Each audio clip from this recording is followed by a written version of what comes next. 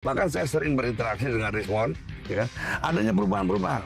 Ketika isu ijazah ini mulai menyurut, tergantikan dengan persoalan yang lain. Ada MBG, ada BOP, segala macam. Dan ini mulai surut nih. Ya kan?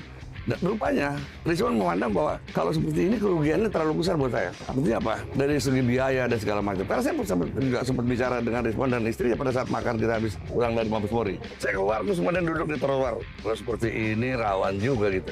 Gitu loh. Rizwan bilang kan, dia menghadiri acara deklarasi gerakan mengembalikan kedaulatan. Dia sempat bicara sama temennya, kayak kita ke Bandung, aku mau bawa buku ini. Saya bilang, bang, saya ikut bang. Oh iya boleh. 5 menit kemudian saya batal nggak jadi ke Bandung. Saya semakin curiga saya, wah bajingan orang. Bahkan sebelumnya sudah ada isu dari Panarko dan segala macam. Rizwan sedang didekati dan dia masih akan. Saya berjumpa dengan orang paling dekat dengan Presiden Prabowo. Dia mengatakan, saya tanya, apakah Pak Prabowo tahu kalau ini posisi Jokowi seperti apa? Palsu. Kenapa? Terus kemudian ini didiamkan? Bukan didiamkan. Pak Prabowo sudah menekankan kepada Kapolri agar tidak terjadi kriminalisasi dalam proses hukum kasus ijazah palsu Jokowi.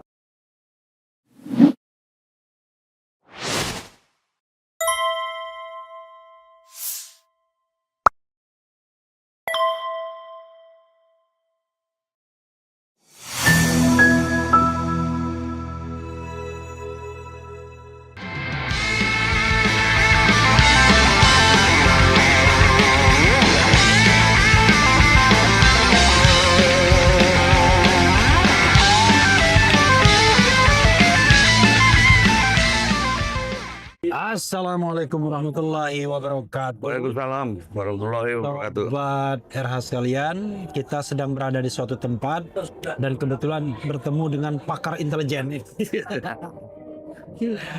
Pokoknya paling top intelijen, paling top di Indonesia. Kolonel Purnawirawan. Kolonel ya? Iya, kalau aja bang. Kalau jenderal takut banyak. Rajasa. Iya. Tapi nggak ada hatanya ya? Nggak ada bang. Assalamualaikum warahmatullahi wabarakatuh bang. Waalaikumsalam. Oke, bang. The point ya. Ya. Soal Rismon. Ya.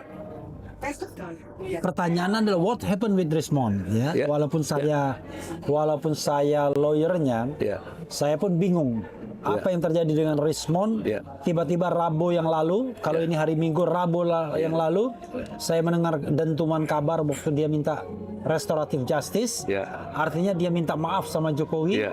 Ya. Dan mendinai, Ya. mendelegitimasi apa yang sudah dia katakan, apa Ya. yang dia tuliskan. Ya betul. Banyak orang mengatakan berbagai spekulasi. Ya. Kalau versi resmi yang saya dapatkan dari lawyernya adalah Ya. karena permintaan keluarga. Ya. Keluarga meminta ya sudahlah mohon dan lain sebagainya. Ya. Lalu dia mendamai dalam tanda kutip. Ya. Tapi ada juga spekulasi yang mengatakan karena khawatir pelaporan Ya. terhadap ijazah Jepangnya dan surat kematian yang pernah dibuat untuk dia. Ya. Entah apa motifnya. Ya. Tapi ada juga bilang jangan-jangan ini intelijen yang diselusupkan. Ya. Atau jangan-jangan memang pada dasarnya Rismon itu begitu. Kritisisme selama ini meningkatkan bargaining position saja. Ya. Belum lagi mengenai latar belakangnya yang kita sebenarnya tidak tahu juga. Betul. Kita baru kenal satu tahun terakhir ketika dia mengatakan 11.000% dan lain sebagainya. Nah, apa yang terjadi sesungguhnya? Ya, makasih bang. Ya. Kesempatan ini. Yang pertama saya lihat ya. Ternyata Rizmon bukan tipe petarung. Ya. Kemudian ya, dia masuk pada posisi persoalan ijazah ini, ijazah Jokowi sudah menguat, Bang. Sehingga kalau kita lihat dia juga ingin mengambil peran karena background dia sebagai ahli forensik, digital forensik kan, Bang. Sebelumnya ada kasusnya cyanida gitu. Nah, ijazah palsu ini masuk dia juga untuk memanfaatkan untuk ini posisi dia dan posisi tawar dia, Pak. Ya. Posisi tawar sebagai? Ya artinya sebagai ahli forensik. Oke. Ya gitu Pak. Iya. Karena selama ini kan dari kasus cyanida dia juga nggak muncul kemana-mana gitu. Iya. Nah ini kan dia hadir pada posisi ijazah ini sudah sangat kenceng, Pak. Iya. Bukan dari awal gitu. Iya. Ya. Nah itu salah satunya, Pak. Nah namun demikian dari hari ke hari dan saya mengikuti juga. Bahkan saya sering berinteraksi dengan Rizwan. Ya kan? Adanya perubahan-perubahan.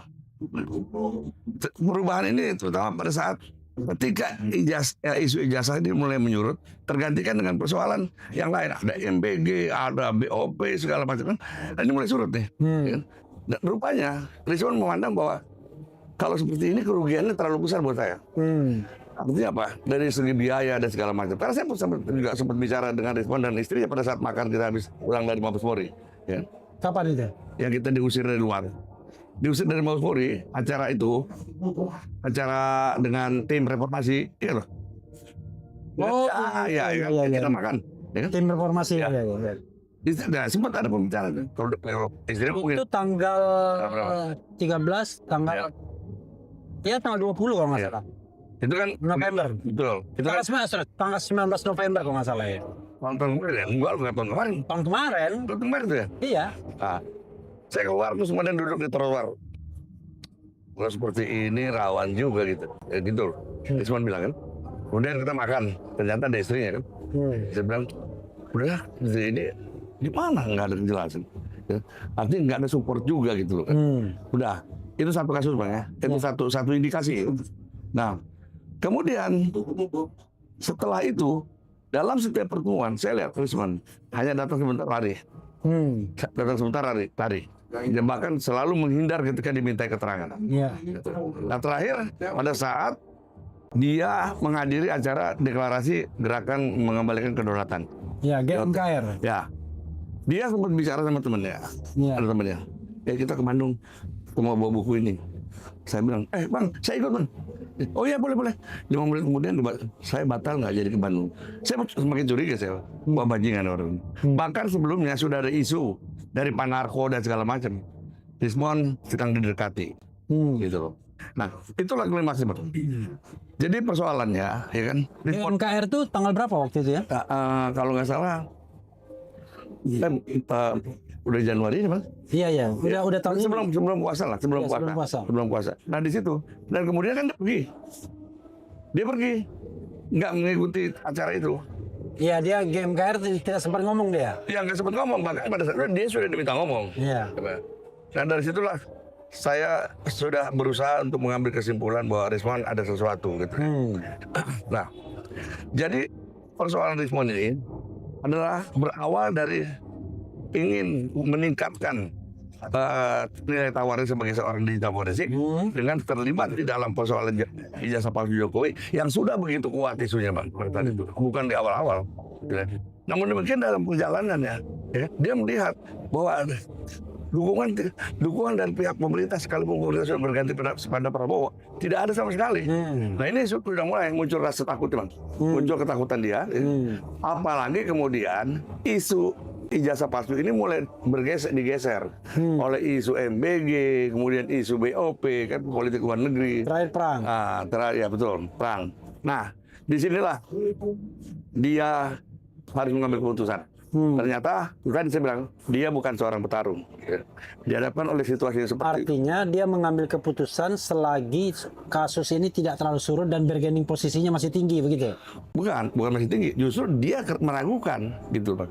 Artinya gini, dia masuk karena dia ingin nilai tawar dia naik. Iya. Tapi dari ke hari ke hari, ya kan, ternyata bukan meningkatkan nilai tawar menurut dia ya, menaikkan nilai tawarnya, tapi membuat ini landai dan banyak orang akhirnya juga tidak suka dengan dia gitu. Nah ini ketakutan. Nah, makanya dari sisi intelijen, saya lihat dari gesturnya terakhir kan, saya ini bahkan sama waktu acara di acara deklarasi itu, saya sempat bicara sama Panarko.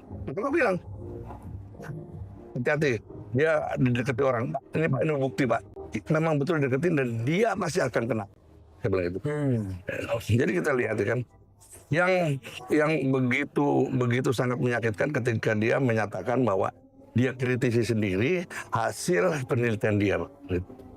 Ini kan semacam mendowngrade-kan, kan? Bahwa tentang ijazah itu sendiri gitu. Nah, ini jelas pesanan. Ini pesanan kalau ini. Ini pesanan. Artinya Pak, pada saat dia membuat pernyataan kemarin itu, bahwa dia mundur minta maaf, itu memang sudah by design. Sebelumnya dia menyerahkan diri, itu aja Pak. Nggak, kita make it clear ya. Sebenarnya dari awal, Rizwan ini bukan petarung. Bukan. Dia masuk ke gelanggang ini karena ingin meningkatkan daya tawar. Betul.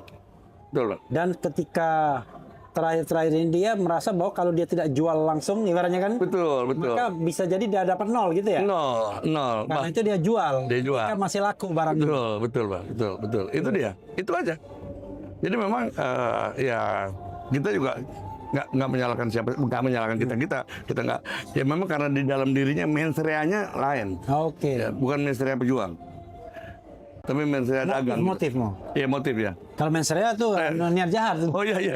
Ya. Motif. Ya, itu dia, ya kan. Oke. Di situ. Jadi memang kalau buat saya melihatnya bahwa kehilangan Rizwan, saya pikir sesuatu yang menguntungkan buat perjuangan ini, nggak masalah. Kehilangan Rismond sesuatu yang menguntungkan buat perjuangan ini. Why? Kenapa? Ya karena kita tidak punya lagi orang yang tidak punya niat berjuang gitu loh, Bang.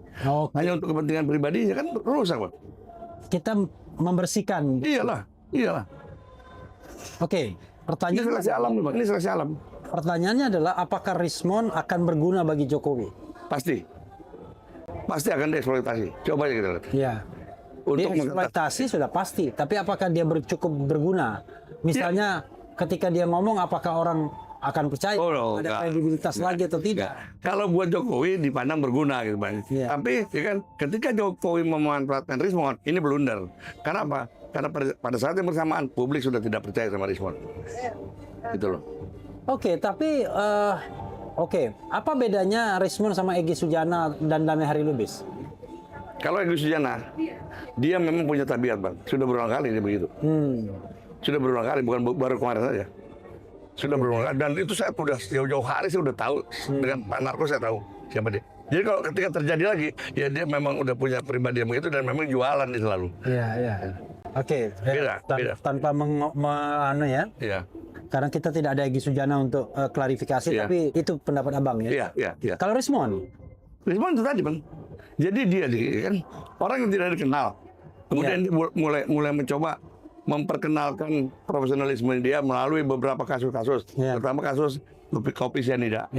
Ternyata itu pun tidak mengangkat, mengangkat dia. Nah, kemudian datanglah persoalan ijazah palsu yang berkaitan erat dengan persoalan penyelidikan itu Bang. ijazah palsu. Iya, ijazah palsu berkaitan dengan profesinya nih Pak. Iya, digital forensik. Tapi kan dia masuk pada saat isu ini udah kuat Bang, udah menjadi isu nasional. Iya. Artinya dia riding the wave. Iya, dia menunggangi nih Bang. Ya kan, mudah-mudahan ini dapat manfaat yang lebih besar untuk dia. Tapi dalam perjalanan ternyata panjang sekali Bang. Pergantian kekuasaan pun tidak merubah apa-apa nih Bang. Ya kan, buat posisi Rismond nih. Dan Rosyuro tentunya ya kan. Nah, disinilah mulai ada kecemasan. Apalagi kemudian ditambah dengan bergesernya isu ijazah nih kan, mulai kepada isu-isu internasional, isu segala macam. Nah, disinilah Rismond mencoba ngambil keputusan mumpung ya kan masih laku barang itu. Tapi sebetulnya bukannya laku dalam tanda kutip ya. Ya itu laku untuk dihinakan lah gitu. Oke. Nasihat abang buat mereka yang ditinggalkan quote-unquote Rismond, misalnya Dr. Tifa, Roy Suryo, bagaimana? Saya pikir apa yang terjadi kemarin itu, yang menimpa teman-teman ya, itu saya pikir ini sebuah petunjuk dari Allah Subhanahu Wa Taala ya kan, untuk melakukan seleksi alam di mana yang tidak bermanfaat tersisir dengan sendirinya. Jadi kita nggak perlu takut, nggak perlu khawatir. Lanjut. Abang mau tahu, saya buat statement hari ini ya. 3 hari lalu, ya kan, saya berjumpa dengan orang paling dekat dengan Presiden Prabowo, pejabat negara. Dia mengatakan, saya tanya, apakah Pak Prabowo tahu kalau ini posisi ijazah Jokowi seperti apa? Palsu. Tahu, memang palsu. Kenapa terus kemudian ini didiamkan? Bukan didiamkan.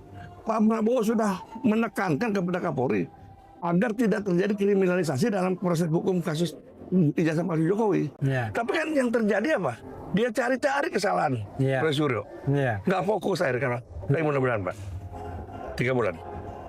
Oke, 3 bulan selesai ini barang. Ganti? Iya. Oh, 3 bulan ganti Kapolri? Iya. Nah ini kelamaan 3 bulan. Saya juga bilang gitu Bang. Kelamaan nih. Nggak, persoalannya kan gini.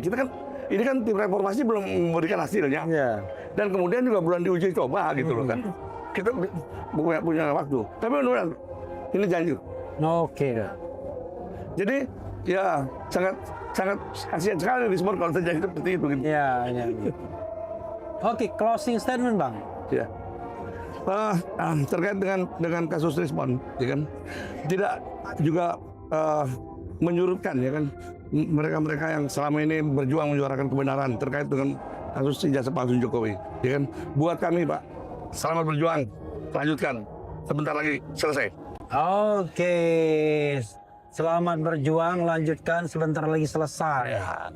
Itu dari Kolonel Purnawirawan Rajasa, pakar intelijen, dan penilaiannya adalah tidak perlu kaget dengan respon, karena respon masuk dalam gelanggang ini memang untuk bargaining position, untuk jualan. Iya, melamar pekerjaan. Ya, mumpung barang itu masih laku, maka dijual saja. Dijual saja, Pak. Ini pendapat ya, Sobat Era sekalian. Kita nanti akan cari pendapat-pendapat lainnya, karena banyak versi. Ada versi yang mengatakan karena keluarga mendesak, versi yang mengatakan karena pengaduan, atau jangan-jangan gabungan dari itu semua, atau memang dari awal niatnya sudah memang niatnya beda, Pak. memang Niatnya beda dibandingkan yang lainnya. Terima kasih, Bang Purnawirawan Rajasa tanpa Hatta. Wassalamualaikum warahmatullahi wabarakatuh. Waalaikumsalam.